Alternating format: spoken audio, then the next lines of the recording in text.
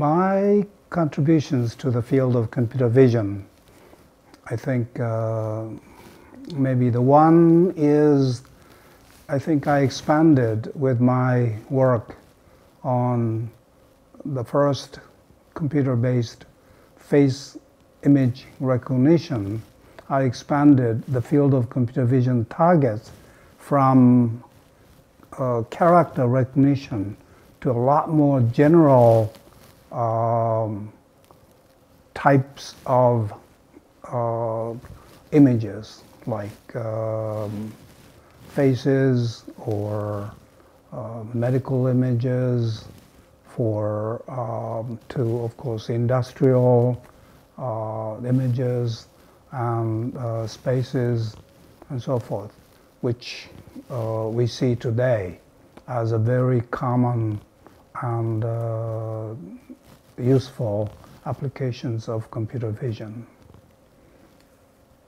Another area that I think I contributed in terms of fundamental algorithms, the one which is often referred to, Kanade optical flow, is the very fundamental algorithm to analyze video or image sequences to know which part of the world is moving in your field of view, as well as actually how you are moving with respect to the world. That algorithm is today used almost all video processing, including video encoding such as MPEG, biomedical image analysis such as biocell tracking for research, and of course robot navigation such as driverless driving.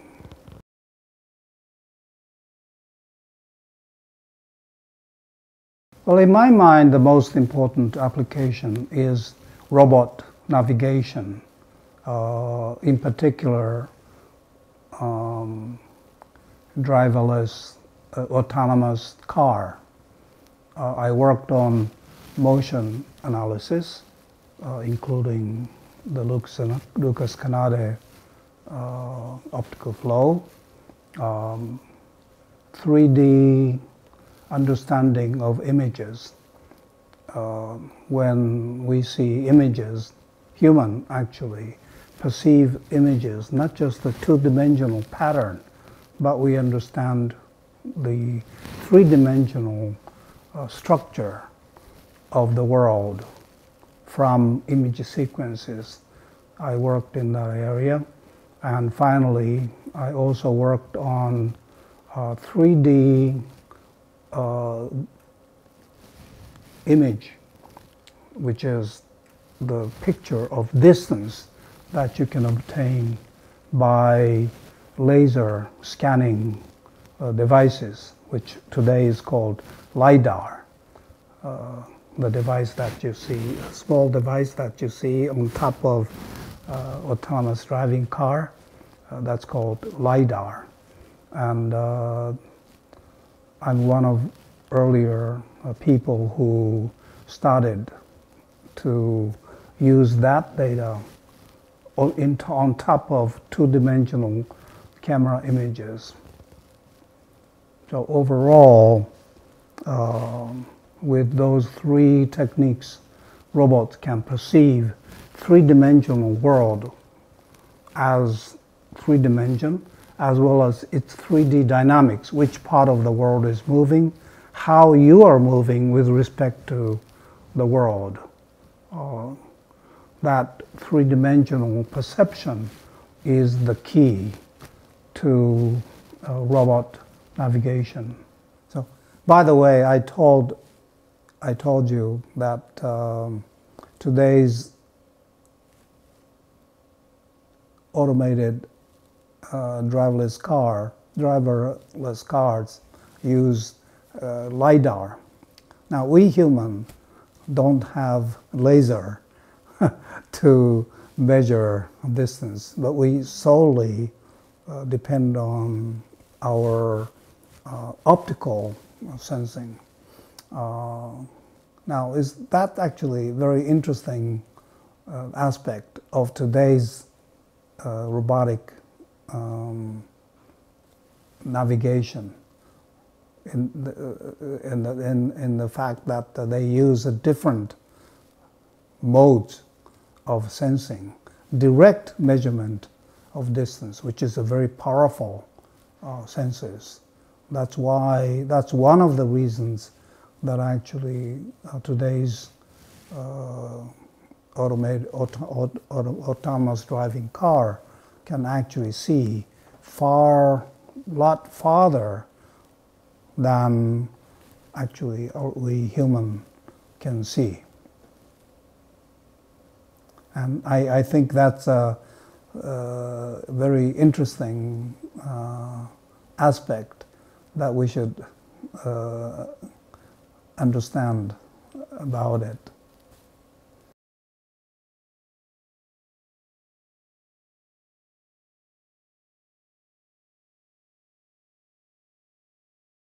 The concept of virtual reality was actually conceived and presented as early as late 60s. Now, since then, in 80s and 90s, the field made a big advancement by developing various peripheral devices that people can wear in order to play games in an artificial world. But emphasis, just like game, was artificially created world. So people with the virtual reality technology could immerse in artificially created world. Now, around 90s, I thought a real impact of virtual reality is not playing in the artificial world. I thought it would be more useful if people can do simulation or virtual experiment in the world which reflect the real reality in the real world. Okay? In order to do that, the more important technology is more important technique, more important, let's see.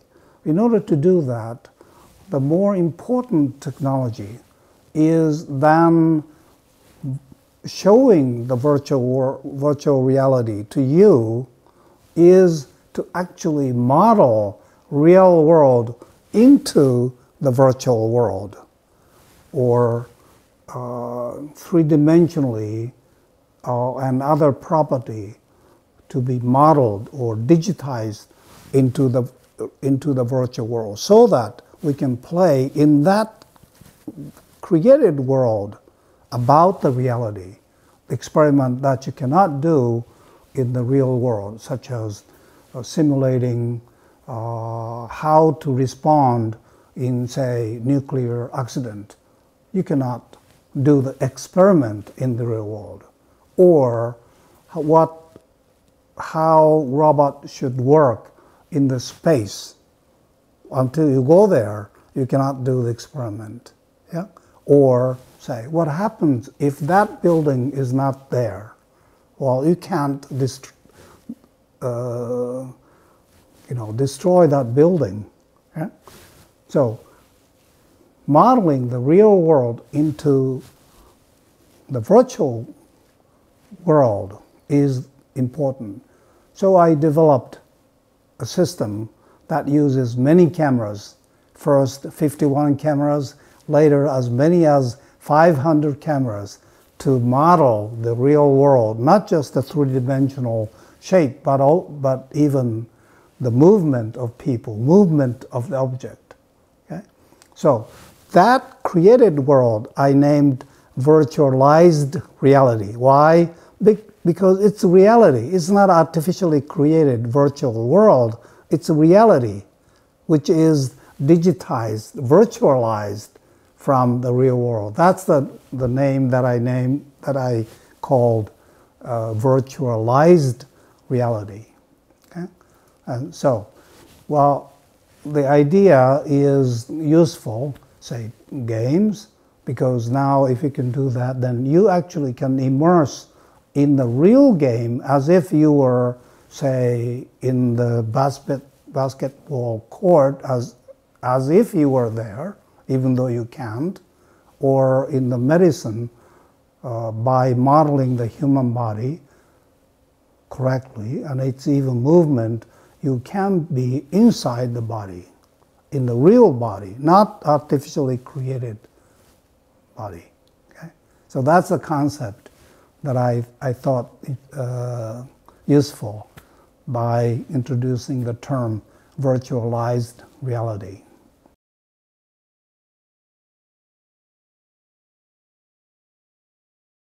To me, the most exciting and useful and also promising area for computer vision is to actually understand human, us, people.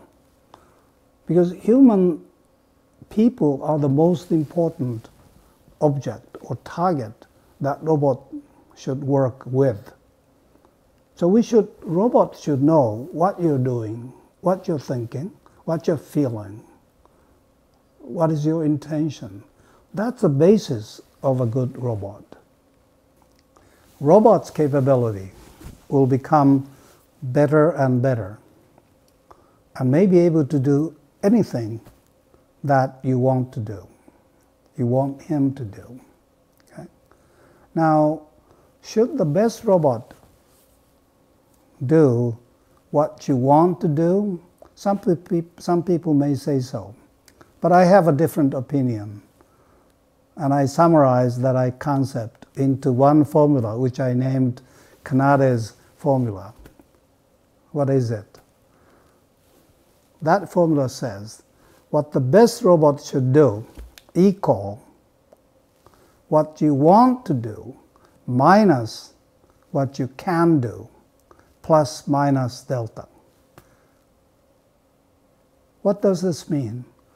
Generally, anybody wants to do what he or she can do. People don't want other people to do what you can do. Okay? Therefore, robots should do only what you cannot do. That's the minus part. And what does this plus minus delta mean? If a robot does a little more plus delta, then you think, oh, thank you, you did a little more, you're very kind. You like the robot. If the robot does a little less, minus delta, then you are challenged because you have to fill in that small portion. And that's very important for you to retain that capability, for you to learn that capability. And that fact is known very well in rehabilitation. When a person is in the process of rehabilitation, then the task that he or she is given should be little more than what she or he can do. Not too far, not too less, so that that additional effort will help to retain, to regain that capability. The best robot should do the same, so that together, the person, you and me, can improve what we can do and enjoy the challenge. That's what I named Kanade's formula for the best robot.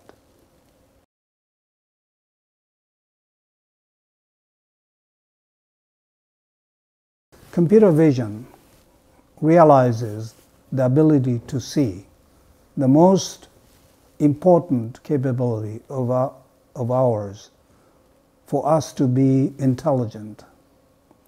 As such, the technology can have potential, when misused, to invade privacy because it can see a lot, or even to the point that it can harm people, such as lethal AI weapon that some people worried about. However, as a technologist, I have a belief that computer vision as a technology is a virtue. It's not, it is a human misuse. That is the vice. So as a technologist, of course, we have to develop the capabilities in such a way that it limits or reduces the possibility of misuse, so that the capability is full, not distorted, not incomplete. At the same time, I think we, the society, is responsible for making good use of it, because as I said, technology itself is a virtue. Technology is not a vice itself. Okay? It's us to miss for that possibly misuse the technology.